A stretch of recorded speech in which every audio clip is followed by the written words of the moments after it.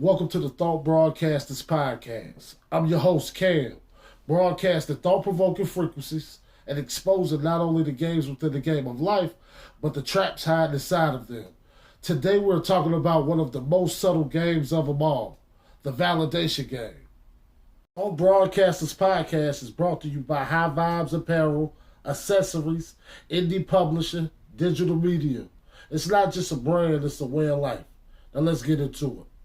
Everybody wants to be seen, and that's human. But the game begins when being seen becomes being approved. Validation isn't the problem. Dependence on validation is. When you need applause to confirm who you are, you're in the game. Surface level, likes, praise, titles, compliments, being right. Underneath, fear of invisibility, fear of rejection, identity instability, external self-worth calibration. If your mood rises and falls based on reactions, you're written your identity. There was a time when I had to check myself. Was I sharing because it was a line or because I wanted acknowledgement? Here are a few traps within the validation game. Performance identity. You start performing who you think people prefer. Version management, tone adjustment, self-editing. Question: who are you when nobody's watching? Trap 2, the being right trap. Most arguments aren't about the truth, they're about ego preservation. If I win the argument, I secure identity. You don't argue to understand, you argue to protect position. Trap 3, the applause addiction. You feel high after praise, low after silence. That emotional swing dependency, consistency, requires internal reference. Trap 4, the comparison loop. If they are praised, what does that say about me? Scarcity mindset disguised as ambition.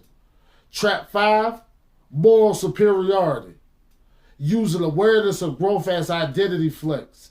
Spiritual egos, intellectual ego, emotional ego. You don't want truth. You want to be perceived as evolved. How do you know you in the validation game?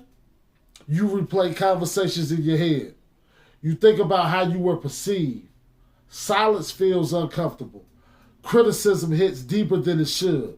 You adjust authenticity depending on the audience. The moment your identity needs witnesses, you're negotiating with validation. At some point I realized peace doesn't need applause. If you know who you are, approval becomes optional. Not rejected, optional. That's freedom. Validation isn't evil.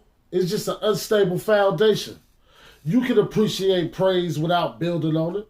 You can hear criticism without collapsing under it. Internal alignment must outrank external reaction. When you stop outsourcing identity, you stop performing and start existing. Validation feels good, but dependency feels fragile. The trap isn't being seen, it's needing to be confirmed. Stay aware, stay alive, and don't just play the game, understand it.